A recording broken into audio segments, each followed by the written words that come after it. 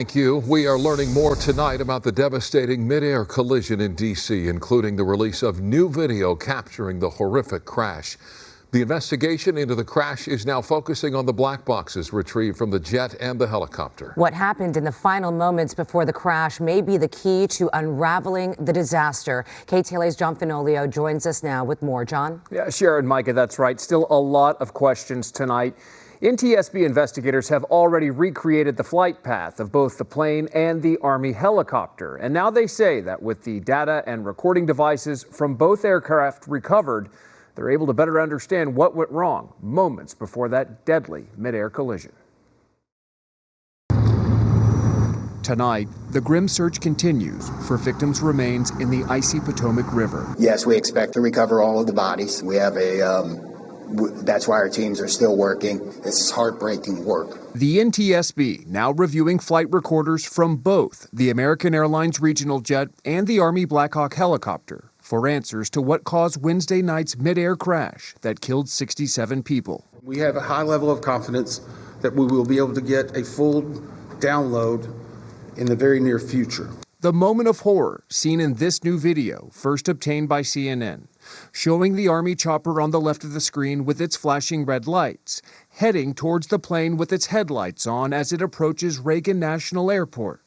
Moments later, the Black Hawk colliding with the jet, a fireball of debris plunging into the water, just 2,400 feet shy of the runway. The FAA now restricting helicopter flights near Reagan National indefinitely, as NTSB investigators try to determine if the chopper may have been flying too high or strayed from its required path as it traveled up the Potomac, while American Flight 5342 made its final descent to Reagan's runway 33. The Black Hawk was too high.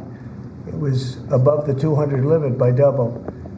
It shouldn't have been there. And there were some other mistakes made too. President Trump today again suggesting that diversity hiring initiatives within the FAA played a role in the collision. This was all caused by bad rules, regulations, and other things by the Biden administration. No evidence has emerged to justify such a position. This as investigators are also looking into staffing levels in the air traffic control tower. The ATC group, Air Traffic Control, has been conducting interviews today. They're ongoing tonight. They will be ongoing for probably the next few days. We've had full cooperation in getting the witnesses that we need to gain those interviews. We will then take that information and match it with other data that we're receiving. So far, the remains of 41 people have been found, 28 identified. Cher? All right, John, thank you. And we're also learning more about the victims of the devastating mid-air collision as the heartbreaking search for those killed continues. The bodies of all 3 soldiers on the Black Hawk have been recovered, along with 41 of the 64 people on the plane. Authorities believe the remaining victims are in the main body of the jet. Tonight, Navy barges are on their way to D.C. to assist with the retrieval of the fuselage from the river. KTLA's Samantha Cortese has more on the lives lost in the crash. The country continues to mourn the loss of 67 people who perished in the Potomac on Wednesday. Dozens of families have come forward, revealing their loved ones were on that doomed flight from Wichita, Kansas to D.C., as well as the military Black Hawk helicopter. 16-year-old Spencer Lane was a world-class skater, one of 6 victims from the Skating Club of Boston. His 49-year-old mother, Christine, was among the victims as well. Spencer's father and Christine's husband says he and his wife adopted Spencer from South Korea. Was just loved by everyone, from the adults running the club to the smallest skaters to the people that are, competing for a shot at the Olympics. They all just adored him. And he had an amazing following on TikTok where he had, just an insane amount of people that followed his journey on TikTok. Also killed 13-year-old Jenna Han and her mother and her coaches, Yevgenia Shishkova and Vadim Noamov. The married couple from Russia won the World Championships pairs title in 1994.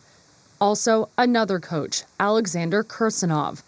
Donna and Peter Livingston from Virginia were on the plane with their 2 figure skating daughters, aged 11 and 14, Lydia and Everly. They were amazing parents, excellent coaches. We had utmost respect for them. And it's just a devastating tragedy. Andrew Torgashev is a member of the U.S. figure skating team. He trained with other team members at Great Park Ice in Irvine.